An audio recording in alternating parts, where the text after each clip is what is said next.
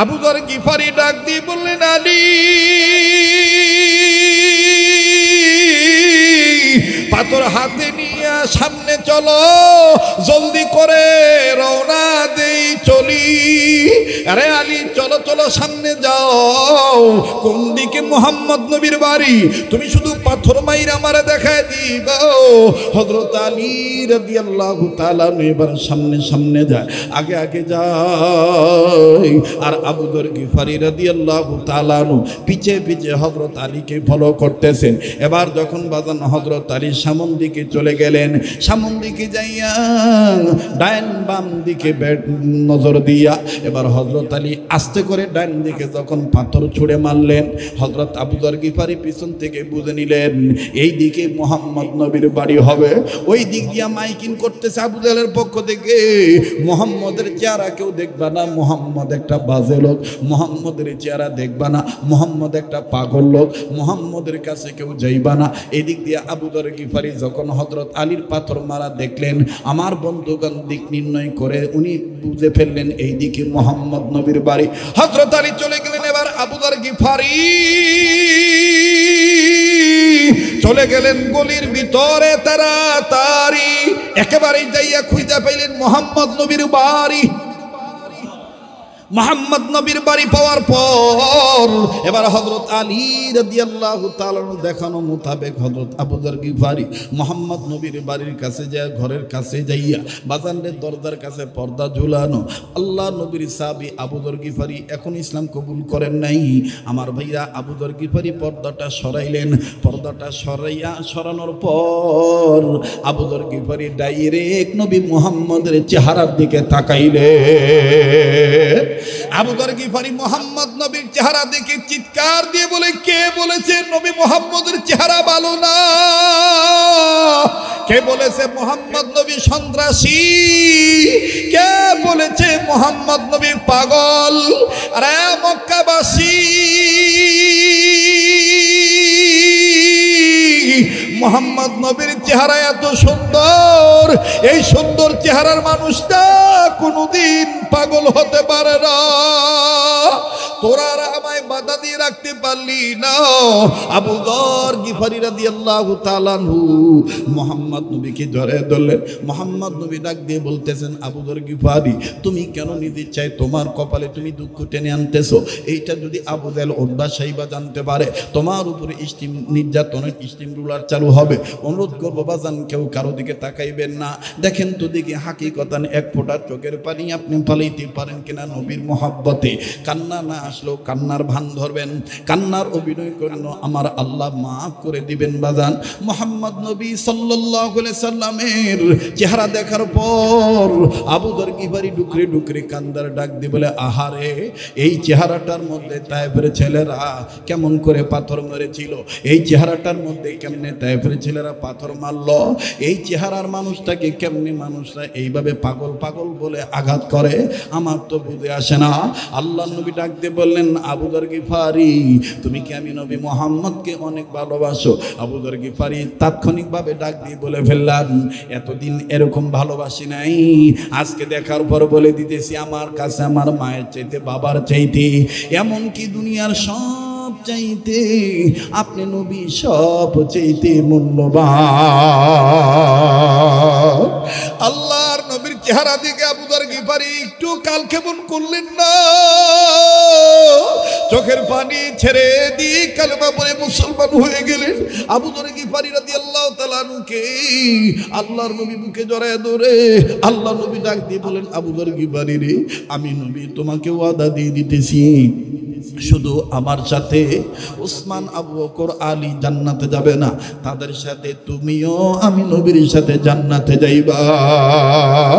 যুবক ভাইরা আমার বন্ধুগণ, এই জন্য আপনাদের কাছে অনুরোধ করে বলবো, খবরদার খবরদার খবরদার, আপনি যেই দল করেন না কেন, ইসলামী আন্দোলন যদি করতে চান, আপনার সিরাতকে আপনি বানান নবীর সিরাতকে।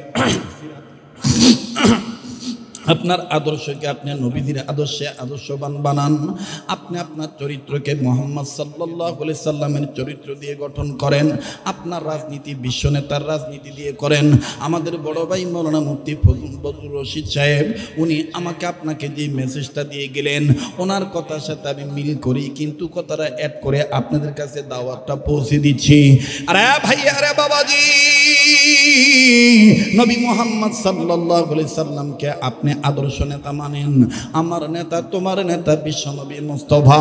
এই কথাটা মনে প্রাণে তুমি আমি বিশ্বাস করে সামনের দিকে যদি আগাইতে পারি, খোদার কসম আমাদের পরিবারে অশান্তি আসবে না, আমাদের সমাজে অশান্তি আসবে না, আমাদের কোনো ধরনের কেউ বাধা দিয়ে আটকায় রাখতে পারবে না।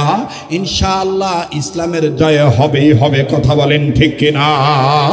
কাছেই বাদান, রক্ত লাগলে রক্ত দেব, সময় লাগলে সময় দেব, অর্থ লাগলে অর্থ দেব। আমি দেখতে চাই এখন কে কতটুকু আনতে পারেন। ওরে আমার যুবক ভাইরা, এতক্ষণ সাহাবায়ে কেরামদের বয়ান শুনেছেন, এখন আমি আপনাদের কাছে বলতে চাই, এইখানে ইমাম শাফির অনুসারী থাকতে পারেন, এই জায়গায় ইমাম আহমদ ইবনে হাম্বলের অনুসারী থাকতে পারেন। কান লাগান, দিলের কান লাগান বাজান। আমার ভাইরা, আমার বন্ধুরে, কেউ মোহাম্মদ নবী স্থান দেখায় না। যারা তাওয়াফ করে বাজান, মোহাম্মদ নবীর গলির কথা কেউ বলে না, কিন্তু ভিনদেশ থেকে বহুদূর থেকে আল্লাহর এক বান্দা আসলো, দেখতে তারে খুব সুন্দর দেখা যায়, নাদুস নদুস চেহারা, এত সুন্দর তার নাকটা খাড়া, কপালটা কত সুন্দর চওড়া, চুলগুলো কত সুন্দর। আমার ভাইরা, চুপচাপ করে ভদ্র মানুষ এই তাওফের জায়গায় বসে আছে। সকাল থেকে বিকাল হয়ে গেল, বিকালের পরে যখন সন্ধ্যা হবে বাপ, সূর্য যখন ডুবু ডুবু ভাব, হযরত আলী রাদিয়াল্লাহু তাআলা আনহু ওই দিন আমার বন্ধুগণ, আমার ভাইরা, তাওফের জায়গা অর্থাৎ মাতাফ এরিয়া যখন চেক করতেছিলেন, হযরত আলী দেখেছেন সকালবেলায় এই যুবকটাকে বসতে থাকতে দেখছি। এই যুবকের বাড়ি কোথায় তাও জানি না, সন্ধ্যাবেলাও দেখতেছি একই জায়গায় বসে আছি। চেহারা দেখার পরে মনে হচ্ছে খানা খায় নাই, ক্ষুধার্ত মনে হয় কোনো ব্যক্তির তালাশে আছে। হযরত আলী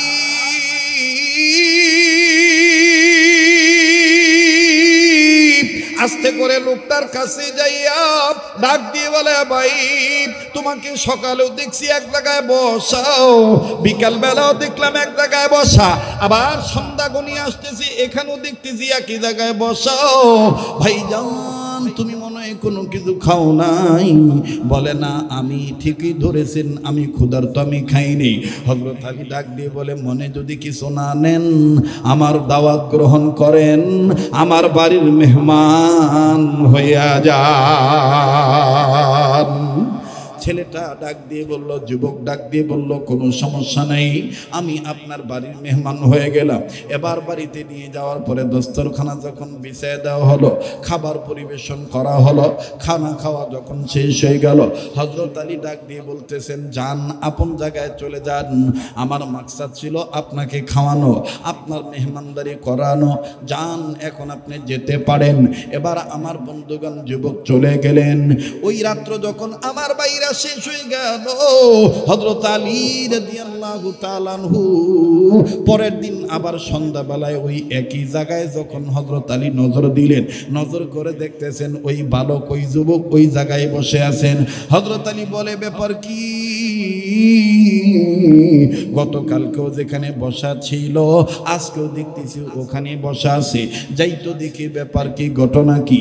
কাছে যায় আবার ডাক দিয়ে বলে, ভাইয়া গতকালকে খানা খেয়েছিলেন, এরপরে কি আর কোনো খানা খাদ্য আপনার পেটে গিয়েছে? আপনি কি কোনো আহার করতে পেরেছিলেন নাকি না খেয়ে আছেন, ক্ষুধার্ত অবস্থায় আছেন?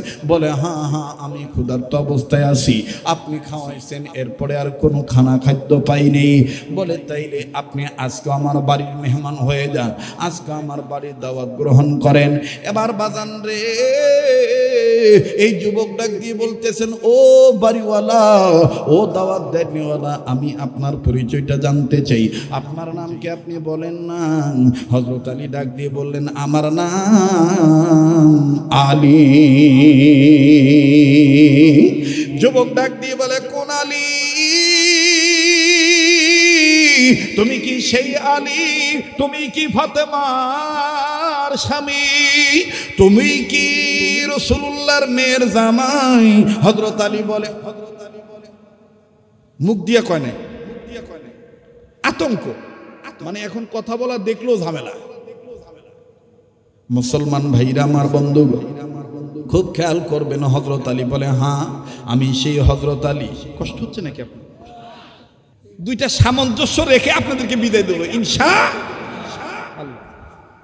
মুহতারাম হাজিরিন, মুসলমান ভাইরা আমার বন্ধু, হযরত আলী যখন বললেন আমি সেই আলী, এবার লোকটি কান্দে, যুবক কান্দে, ডাক দিয়ে বলে, আমার কপাল কত ভালো, আমি আলীর বাড়ির মেহমান, নবীর মেয়ের স্বামীর দস্তরখানায় বসবো।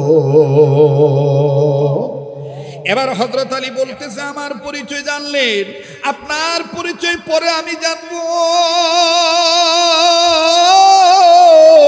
আগে আমি আপনাকে খাওয়ায়া নেই। এবার বাদান্ডে ওই দিনের মতন যখন ওই দিনের ন্যায় দ্বিতীয় দিনও খানা খাওয়ানো হলো, খানার শেষে হযরত আলী ডাক দিয়ে বললেন, এখন আপনি চলে যেতে পারেন, তবে চলে যাওয়ার আগে আপনি আমার পরিচয় জানছেন, আপনার পরিচয় একটু একটু বললে আমি খুশি হইতাম। লোকটি ডাক দিয়ে কয়, আলী রে, আমার নাম আবু যর গিফারি। বলে, তোমার নাম আবু যর গিফারি, কেন এই জায়গায় আসছো? বলে, আলী রে, আমার নাম আবু যর গিফারি, তোমাকে আমি একটা কথা জিজ্ঞাসা করব, বলবো অতি তাড়াতাড়ি। এবার হযরত আলী বলে, কিসের এত পারাপারি? তোমার নাম আবু যর গিফারি, কি তুমি জিজ্ঞাসা করবা? যাহা বলবো তাড়াতাড়ি। কেন তুমি করতেছ এত পারাপারি? কান লাগান, দেখেন কি ওয়াজ করে আব্দুল খালেক শরীয়তপুরি। আসলে পুরানসল বাতে পারে, ঠিক না? পুরানসল বাতে পারে না? মুসলমান ভাইরা আমার, হযরত আলীর হাতটা ধরে দেন, হুজুর তো হাতটা দেন, না হাত ধরলেও সব হবে। বা আমরা গরিব মানুষ তো, ওনার হাতটা ধরলো, আল্লাহ বড় লোক বানায়, ঠিক আছে না? লোক সিনা হাত ধরছি। তো এইবার হযরত আলীর হাতের সাথে হাত আবু যর গিফারি লাগায় বলে, আমার নাম আবু যর গিফারি। বলে, আপনি এই জায়গায় কেন 2 দিন ধরে এক জায়গায় বসে আছেন? ডাক দিয়ে কয়, আলী রে, আমি বহু দূর থেকে এসেছি নবী মুহাম্মদের তালাশি, আমি কেমনে পাব নবীজি আপনাই, ও গো কামলিওয়ালা, কেমনে পাব নবীজি আপনাই? বলেন না, আমি কেমনে পাব নবীজি আপনাই, ও গো কামলিওয়ালা, কেমনে পাব নবীজি আপনাই? এই কথা যাহা বলছে তাহা হযরত আলী মুখটা সাবধান করছে, চাপ। এইটা যদি খালি মক্কার নেতারা জানে, তাহলে তোমাকে মারবে, আমাকে মারবে। তুমি কি জানো না মুহাম্মদ নবী কোথায় আছে? ওনাকে ওনার স্থানটা জিজ্ঞাসা করাটাও অপরাধ। আবু যর গিফারি বলতেছে, হ্যাঁ আমি এসে উপলব্ধি করতে পারলাম, আমি বুঝতে পারলাম, অনুধাবন করতে পারলাম, সব শুনশান অবস্থা, কেউ কোনো কথা কয় না। কয়েকজনকে জিজ্ঞাসা করলাম, সবাই খালি কয় চুপ চুপ চুপ। ওই দেখেন নাই কত গত গভর্নমেন্টের আমলে আমরা বক্তারা ওয়াজ করার আগেই থানার থেকে প্রশাসন যায় আমাদের সাথে ভাতও খাইতো, আলু খাইতো, গরুর গোস্ত খাইতো, সবই খাইতো। খায় ডাক দেখা, হুজুর দেখে শুনে ওয়াজ করবে। বোঝেন তো আমরা পড়ার চাকরি করি, কথা বলবেন না? মানে এমন একটা অবস্থা। তো হযরত আলী বলতেছেন যে, আবু যর গিফারি বলতেছে, কয়েকজনকে জিজ্ঞেস করেছি, সবাই বলছে চুপ, তোমার দান্দা তুমি থাকো, মুহাম্মদ কোথায় থাকে আমরা জানি না। হযরত আলী বলে, ওরা জানে কিন্তু বলবে না। কেন? ওরা আবু জাহেল, উতবা, সাইবাকে ভয় পায়। আবু যর গিফারি বলতেছে, আলী তুমিও কি তাদেরকে ভয় করে নবীর জায়গার কথাটা গোপন রাখবা? আমি তো জেনেছি দূর থেকে তুমি আল্লাহ প্রদত্ত ইসলামের জন্য অতুলনীয় একটা সৈনিক, একটা বাঘ। আসাদুল্লাহিল, বলেন আসাদুল্লাহিল গালিব। আমি তো জেনেছি, আমি শুনেছি, তুমি কি এরপরও তুমি গোপন করবা? হযরত আলী বলেন আমি গোপন করব না। এবার আবু যর গিফারি ডাক দিয়ে বলে যদি গোপন না করো তাহলে বলো না আমি মুহাম্মদের কাছে যাব কোন দিক দিয়া? হযরত আলী ডাক দিয়ে বলেন আবু যর গিফারি, মুহাম্মদের দরবার আমি তোমাকে দেখাই দিতে পারবো না, তবে শুনে নাও আলী, শুনে নাও আবু যর গিফারি, আমি একটা কাজ করব, এই কাজের দ্বারা তুমি বুঝে নিবা ওই জায়গায় মুহাম্মদ নবীর বাড়ি, ওই জায়গায় মুহাম্মদ নবী আছে। আবু যর গিফারি বলতেছেন বলেন বলেন আপনি কি করবেন? হযরত আলী ডাক দিয়ে বলতেছেন ভাইজান, আমি ঘরের মধ্যে কয়েকটা পাথর আমার হাতের মুঠের মধ্যে নিয়ে নিলাম, তুমি আমার পিছে পিছে যাইবা, আমি তোমার আগে আগে যাব। যাহা মাত্র আমি মুহাম্মদ নবীর বাড়ির গলির কাছাকাছি যাব, আমি ওই জায়গায় যাইয়া আমি আমার ডাইন হাত থেকে পাথরগুলো ফেলে দেব, যেই দিকে ফেলে দেব তুমি পিছন থেকে বুঝে নিও এই দিকে মুহাম্মদ নবীর বাড়ি। শুনিয়া লও ও আমার প্রিয় ভাই আবু যর গিফারি। হযরত আলী ডাক দিয়ে বলার পরে আবু যর গিফারি ডাক দিয়ে বলতেছেন আলী, তোমার হিকমতে বিদ্যা বুদ্ধি শোনার দ্বারা বোঝা যাচ্ছে আসলে তুমি আল্লাহ প্রদত্ত ইসলামের জন্য একজন জিন্দা সৈনিক, একজন বাঘ। তবে এখনকার আলোচনা বুদ্ধিমত্তার পরিচয় জেনে বুঝতে পারলাম তুমি শুধু ইসলামের জন্য বাঘ নয়, তুমি ইসলাম রক্ষা করার জন্য আল্লাহর পক্ষ থেকে একজন জ্ঞানী মানুষ, আলেম মানুষ। কারণ আলেম না হলে তো এই বুদ্ধিটা আসতো না, কথা কয় না? আলেম না হলে বুদ্ধি আসতো, কথা কয় না? আলেম না হলে এই বুদ্ধি আসতো, বুদ্ধি আসতো না।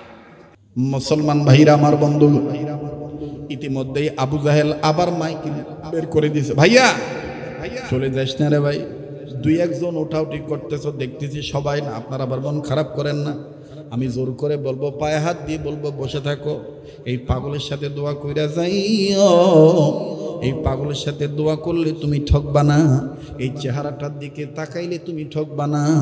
মুসলমান ভাইরা আমার বন্ধু, আল্লাহর কসম করে বলি, এবারও যখন হজের মৌসুমে আরাফাত ময়দানের সাথী হয়ে গিয়েছিলাম, হাজিদের সাথী হয়েছি, এরপরে আবার যখন হজের পরে আবার যখন লম্বা প্রায় 1.5 মাসের সফর ছিল আরব আমিরাতে, ওই সময় বাজান আবার উমরার সুযোগ হয়েছি।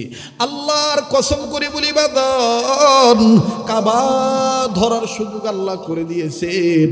এক কর্নারে যাইয়া কাবা ধরে আপনাদের জন্য চোখের পানি ছেড়ে কেঁদেছি, আর আল্লাহকে বলেছি আল্লাহ দেশ বিদেশে গ্রামগঞ্জে শহর বন্দরে ছোট বড় মাহফিলে মসজিদ মাদ্রাসাতে যেখানে যে ময়দানে তোমার এই গোলামের নাম শুনে তোমার বান্দা বান্দিরা হাজির হবে, ও আল্লাহ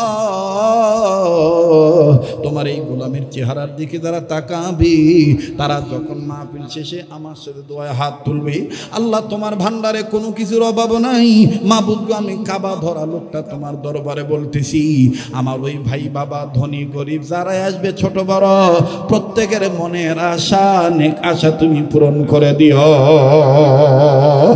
কাছেই বাদান আমার দিল বলে আজকের দোয়া আল্লাহ ফিরে দিবি না,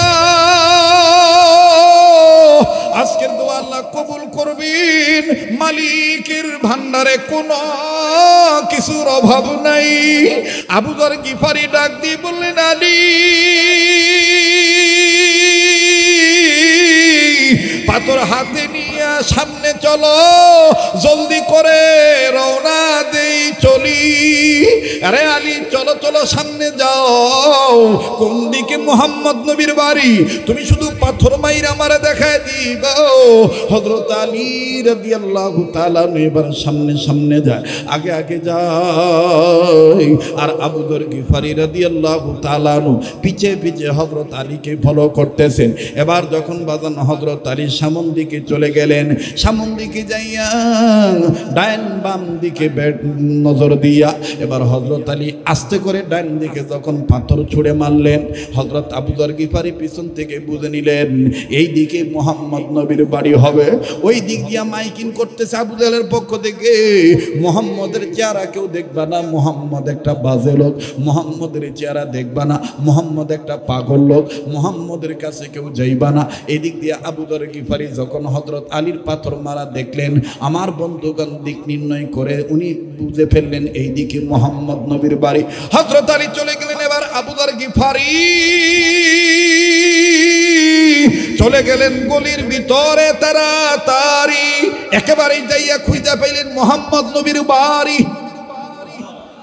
মোহাম্মদ নবীর বাড়ি পাওয়ার পর এবার হযরত আলী রাদিয়াল্লাহু তাআলা দেখানো মোতাবেক হযরত আবু যর গিফারি মোহাম্মদ নবীর বাড়ির কাছে যায়, ঘরের কাছে যাইয়া বাজানের দরজার কাছে পর্দা ঝুলানো। আল্লাহ নবীর সাহাবী আবু যর গিফারি এখন ইসলাম কবুল করেন নাই। আমার ভাইরা আবু যর গিফারি পর্দাটা সরাইলেন, পর্দাটা সরানোর পর আবু যর গিফারি ডাইরেক্ট নবী মুহাম্মদের চেহারার দিকে তাকাইলেন। আবু যর গিফারি মোহাম্মদ নবীর চেহারা দেখে চিৎকার দিয়ে বলে, কে বলেছে নবী মোহাম্মদের চেহারা ভালো না? কে বলেছে মোহাম্মদ নবী সন্ত্রাসী? কে বলেছে মোহাম্মদ নবী পাগল? আরে মক্কাবাসী, মোহাম্মদ নবীর চেহারা এত সুন্দর, এই সুন্দর চেহারার মানুষটা কোনোদিন পাগল হতে পারে না। তোরা আমায় বাধা দিয়ে রাখতে পারলি না। আবু যর গিফারি রাদিয়াল্লাহু তাআলা আনহু মোহাম্মদ নবীকে জড়িয়ে ধরলেন। মোহাম্মদ নবী ডাক দিয়ে বলতেছেন, আবু যর গিফারি তুমি কেন নিজে চাই তোমার কপালে তুমি দুঃখ টেনে আনতেছো? এইটা যদি আবু জাহেল উতবা সাইবা জানতে পারে তোমার উপরে নির্যাতনের স্টিম রুলার চালু হবে। অনুরোধ করবো বাজান কেউ কারো দিকে তাকাইবেন না। দেখেন তো দেখি হাকিকতান এক ফোঁটা চোখের পানি আপনি পালাইতে পারেন কিনা নবীর মহব্বতে।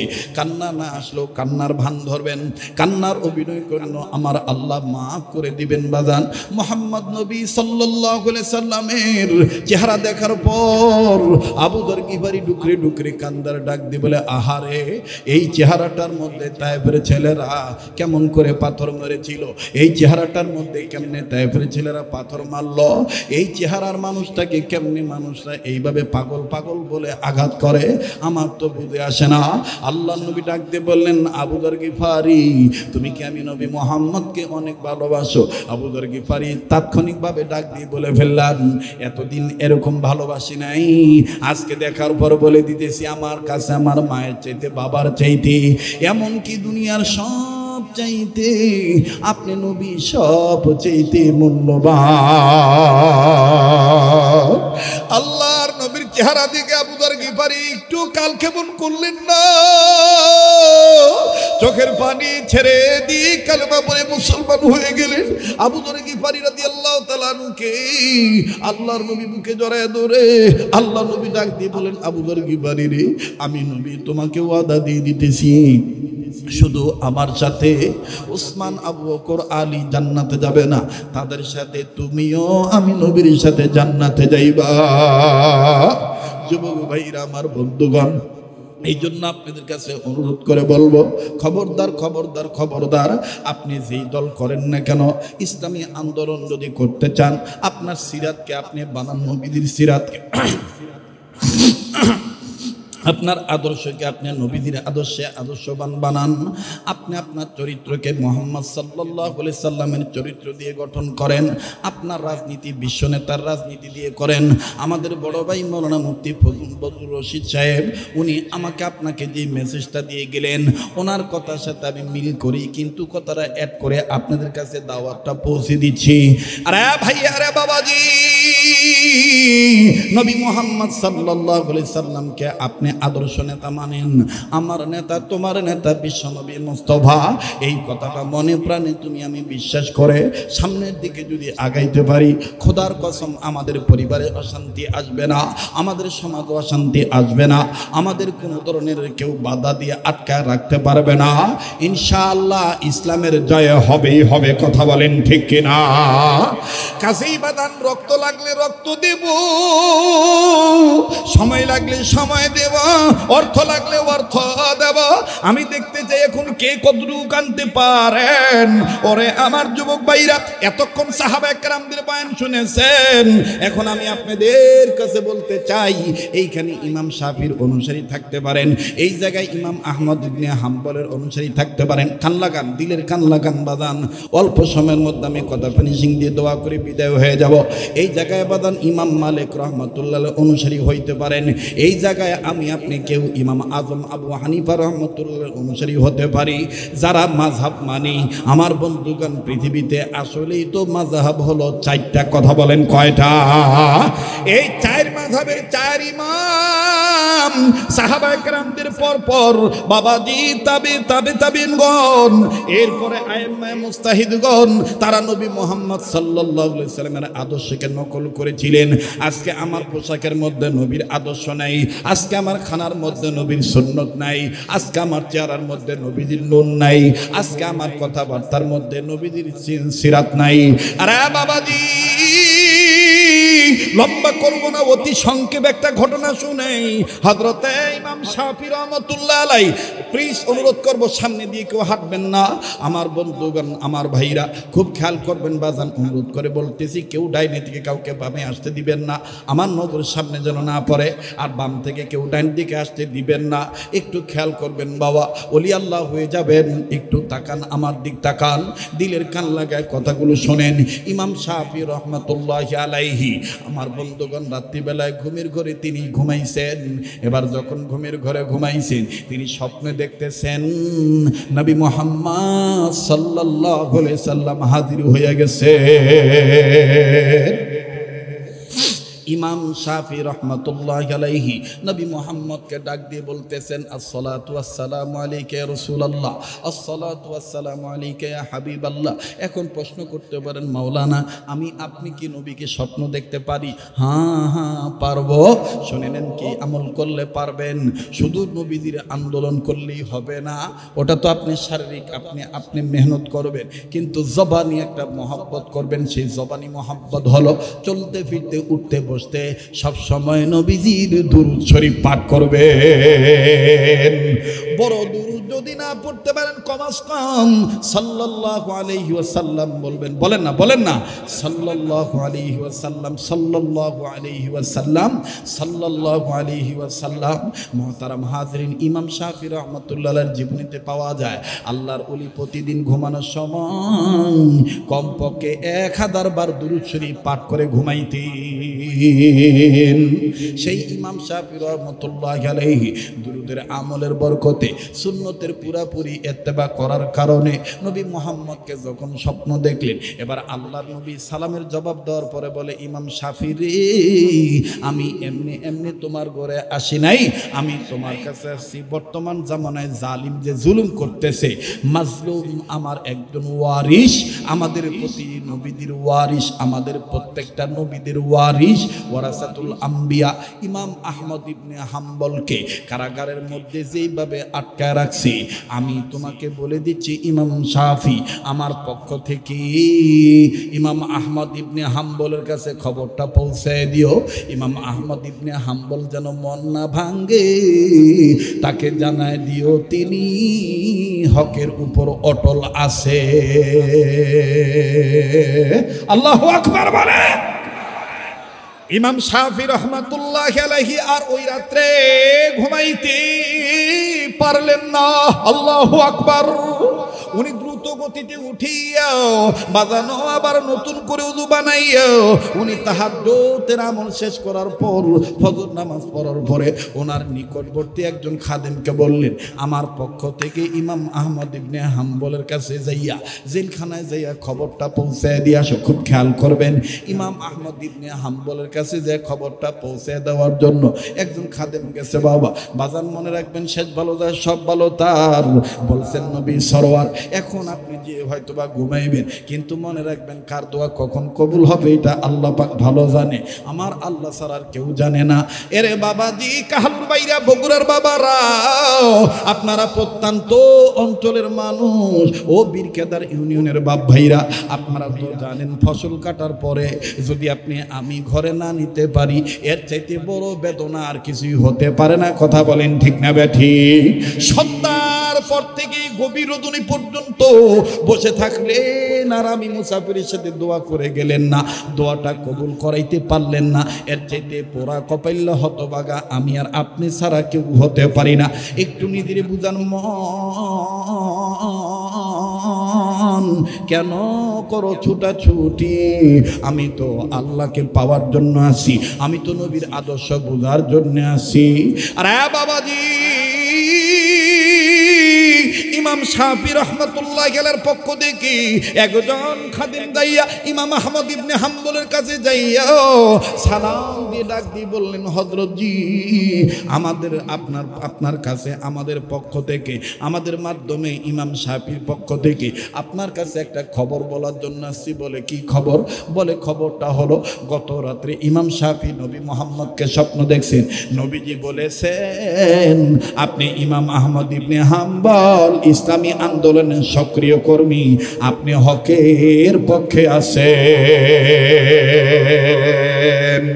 যুগে যুগে ইতিহাসে লেখা দেখা যায়, আল্লাহর পথে যারা কথা বলে যায়। যুগে যুগে ইতিহাসে লেখা দেখা যায়, আল্লাহর পথে যারা জীবন দিয়ে যায়। বিনা পরীক্ষাতে পাস নাই হয়, বলেন বিনা পরীক্ষাতে পাস নাই হয়। ভয় নাই রে কোনো ভয় নাই, আল্লাহ যদি থাকে সহায়, ঠিক কিনা? ভয় নাই রে কোনো ভয় নাই, আল্লাহ যদি থাকে সহায়। দুর্গম গিরিপথ পাড়ি দিয়ে যায়, দুর্গম গিরিপথ পাড়ি দিয়ে যায়। ভয় নাই রে কোনো ভয় নাই, আল্লাহ যদি থাকে সহায়। লিল্লাহ তাকবীর। যুগে যুগে ইতিহাসে লেখা দেখা যায়, আল্লাহর পথে যারা গান গেয়ে যায়। যুগে যুগে ইতিহাসে লেখা দেখা যায়, আল্লাহর পথে যারা গান গেয়ে যায়। বিনা পরীক্ষাতে পাস নাই হয়, বলেন বিনা পরীক্ষাতে পাস নাই হয়। ভয় নাই রে কোনো ভয় নাই, আল্লাহ যদি থাকে সহায়। ইমাম আহমদ ইবনে হাম্বল ডাক দিয়ে বলেন, এত বড় খুশির খবর মেরে লিয়ে বহুত বড়া খুশখবরিয়া হ্যায়। আল্লাহু আকবার। ডাক দিয়ে বলে, এত বড় খুশির খবর তুমি নিয়ে আসছো, শুনে নাও শুনে নাও। নবীজিকে আমি মোহাব্বত করি শুধু আন্দোলন করার মাধ্যমে না, আমার চলন, আমার ফিরুন, আমার উঠোন, আমার বসন, আমার লেনা দানা সব কিছুর মধ্যে নবীর সুন্নত আছে। শুনে নাও শুনে নাও শুনে নাও। নবীজির সুন্নত হলো কেউ যদি খুশি সংবাদ নিয়ে আসে তাইলে নবী তাকে খুশি হইয়া হাদিয়া দিতেন। শোনো রে আল্লাহর বান্দা, আমি ইমাম আহমদ ইবনে হাম্বল এই খুশির খবরটা শোনার পরে এখন তোমাকে কি হাদিয়া দেব? লোকটা ডাক দিয়ে কয়, হুজুর আপনি তো এমনি মাজলুম, আপনি তো কারাবন্দী অবস্থায় আছেন, আপনি কি হাদিয়া দিবেন? কষ্ট হচ্ছে নাকি আপনাদের? বলে আপনি কি হাদিয়া দিবেন? এবার ইমাম আহমদ ইবনে হাম্বল নিজের গায়ের দিকে তাকায় বলে, আল্লাহর বান্দা, করব আমি নবীর সুন্নত জিন্দা, মনে যদি কিছু না নাও আমার গায়ের এই জুব্বাটা তোমাকে হাদিয়া দিয়ে দিব। এবার খাদেম কয়, হুজুর, ইমাম শাফির খাদেম ইমাম আহমদ ইবনে হাম্বল কয়, হুজুর আপনার জুব্বা তো দেখতেছি মাঝে মাঝে সিরা ফাড়া। বলে এটা তো বুকের সাইডে, এই দেখো পিঠের সাইডে। এবার ইমাম আহমদ ইবনে হাম্বলের পিঠটা দেখিয়া ইমাম শাফির খাদেম কান্দার ডাক দিয়ে কয়, হুজুর এটা তো মনে হয় চাবুকের আঘাত। বলে হ্যাঁ হ্যাঁ, জালিম আমাকে ইসলামী আন্দোলন করার কারণে, শরীয়তের বিধানকে মানার কারণে, এইভাবে সত্যের বিধান মানার কারণে জালিম বাদশার পক্ষ থেকে আমাকে এভাবে চাবুক মারা হয়েছে। এই চাবুকের বাড়িতে গায়ের চামড়া তো ফেটে গেছে, জুব্বার কাপড়ও ছিঁড়ে গেছে। এই সিরা জুব্বাটা আমি তোমায় দিব, তবে শুনে নাও শুনে নাও, এতদিন বাদশার মার চাবুকের আঘাত অনেকটা সহ্য করতো আমার জুব্বার কাপড়, কিন্তু এই জুব্বাটা দেওয়ার পর এখন সরাসরি আমার পিঠের মধ্যে লাগবে, আমার চামড়া ফেটে যাবে। যাই যাই যাক, আমার চামড়া ফেটে যাক, কিন্তু আমি আমার নবীজির সুন্নতকে বাদ দেব না। এই কথা বলে ইমাম আহমদ ইবনে হাম্বল নিজের গায়ের জুব্বাটা খুলে দিয়ে দিলেন। ভাইয়া, ইমাম শাফি রহমাতুল্লাহর কাছে দেয়া খাদেম গেছে, খাদেম দেয়া কেবলমাত্র দাঁড়াইছে, ইমাম শাফি ডাক দিয়ে বলতেছে খুশির খবর বলছো, ভালো কথা, কি হাদিয়া দিছে? সুবহানাল্লাহ কোন? বলে তোমাকে কি কোনো কিছু হাদিয়া দেয় নাই? ওনার গায়ের জুব্বাটা কি তোমাকে দেয় নাই? এবার ইমাম শাফিকে খাদেম ডাক দিয়ে বলে হুজুর আপনি কেমনে জানলেন আমাকে জুব্বা দিয়েছে? বলে এক আল্লাহর ওলির সাথে আর এক আল্লাহর ওলির কানেকশন আল্লাহর মাধ্যমে আছে। আল্লাহু আকবার বলেন। ডাক দিয়ে বলে হ্যাঁ হ্যাঁ জুব্বা আমাকে দিয়েছে। বলে কই জুব্বাটা আমাকে দাও, কিছু সময়ের জন্য আমি ইমাম শাফিকে জুব্বাটা দাও, আমি এরপরে তোমাকে দিয়ে দেবো। দেখেন ভাইরা আমার, ইমামদের মধ্যে আইম্মায়ে মুস্তাহিদগণদের মধ্যে নবীদের সুন্নতের ইত্তেবা কেমন ছিল, নবীদের আদর্শকে তারা কেমন নকল করছে। এবার ইমাম শাফি জুব্বাটা নিলেন, জুব্বাটা নিয়া আমার বন্ধুগণ একটা বালতিতে অথবা কোনো এক পাত্রে পানি নিয়ে জুব্বাটা ভিজাইলেন। জুব্বাটা ভিজাইয়া জুব্বার ভিজানো পানি ইমাম শাফি রহমতুল্লাহ আলাইহি একটা বোতল ভরে রাখলেন, বোতল জাত করলেন। খাদেম জুব্বাটা পাওয়ার পর কয় হুজুর দিলাম শুকনা জুব্বা, দিলেন ভিজা জুব্বা, বুঝলাম না আর আপনি কেন জুব্বাটা ভিজাই দিলেন? ইমাম শাফি ডাক দিয়ে বলতেছেন আল্লাহর বান্দা ইমাম আহমদ ইবনে হাম্বল আশিক রাসূল সুন্নতওয়ালা উম্মত, আমি ইমাম আহমদ ইবনে হাম্বলের জুব্বাটা ভিজানো পানিটা বোতলে রেখে দিলাম। আমি মৃত্যুর আগে আমার পারিবারিক সদস্যদের কাছে বলে যাব আমার মরার উপর আমার শেষ গোসলটা যেন নবীর আশিক রাসূল সুন্নতওয়ালা মর্দে মুজাহিদ ইমাম আহমদ ইবনে হাম্বলের জুব্বা ভিজানো পানি দ্বারা করানো হয়। আমার দিলের বিশ্বাস এই আশিক রাসূলের জুব্বার পানির দ্বারা আমি গোসল করলে আল্লাহ পাক আমাকে মাফ করে দিতে পারে। ভাইরা আমার, ওনারা জিলাপির আশিক ছিলেন না, ওনারা রবিউল আউয়ালের শুধু গজলের আশিক ছিলেন না, ওনারে নবীজির আগমনের চাঁদকে পেয়ে শুধু খুশি হইতেন না, ওনাদের রাজনীতি, ওনাদের ভোটাভুটি, ওনাদের নির্বাচন, ওনাদের শিক্ষা দরস তাদরিসগাহ, ওনাদের খানকা, ওনাদের দাওয়াত ও তাবলীগ, ওনাদের সব কিছুর মধ্যে ছিল নবীজির আদর্শ। কথা বলেন ঠিক কিনা? আল্লাহ পাক সেই কথাটাই বলেছেন, পৃথিবীর মানুষ তোমরা যারা মানুষ রূপে জন্ম নিয়েছো, আমি আল্লাহ পাক তোমাদের উদ্দেশ্য করে বলে দিলাম, আমি রব আমার পক্ষ থেকে দুইটা জিনিস পাঠাইলাম।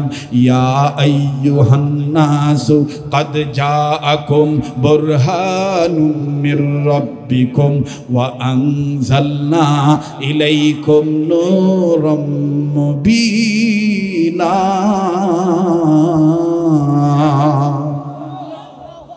বাস কেউ উঠাউটি করবেন না, মাশাআল্লাহ। ওরে দেখলে ছবি পাগল হবি, দেখলে ছবি পাগল হবি, পারবি না উম্মত সইতে পারবি না। তোর আমার আপন যিনি ঘুমায়াছেন মদিনা, তোর আমার আপন যিনি। বাপরে 70 টাকার জোর রে,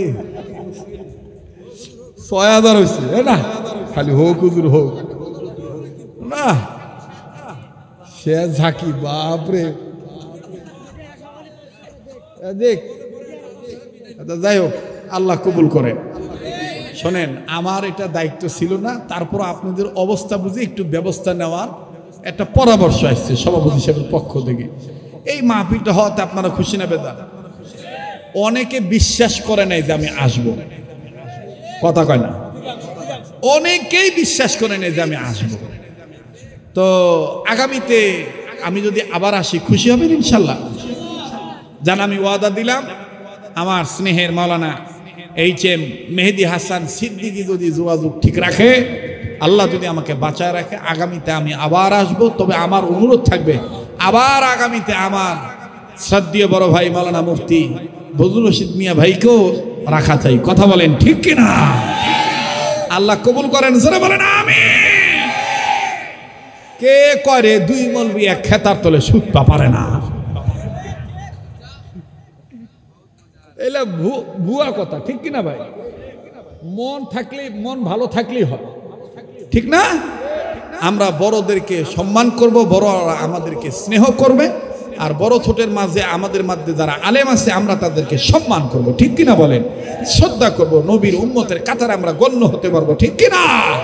আলেম ওলামা যেখানে, আলেম ওলামা যেখানে। শোনেন, সম্ভাবনাময় একটা মেসেজ দিয়ে যাচ্ছি, প্রস্তুত থাকবেন। বিগত সময়ে মাহফিলগুলো বাধা দিত লিস্ট করা ফ্যাসিস্টদের, চেসিস্টরা, ফ্যাসিস্ট আর চেসিস। চেসিস হলো গাড়ির বডি, কথা কয় না, ওরা তো হলো ইন্ডিয়ান বডি। ফ্যাসিস্টের দালাল যারা, তারা তো ইন্ডিয়ান মার্কা, কথা কয় না। ওরা বাধা দিত আগামীতে হয়তোবা স্বার্থে আঘাত আসার কারণে গোপন ভাবে বাধা দেওয়ার চেষ্টা চালাবে। নিজ নিজ অবস্থানে অবস্থায় অবস্থান করে সকল প্রকার বাতিলদের মোকাবেলা করতেই হবে, কথা বলেন ঠিক কিনা? আল্লাহ কবুল করেন, জোরে কোন আমিন। আবার জোরে কোন আমিন। খালি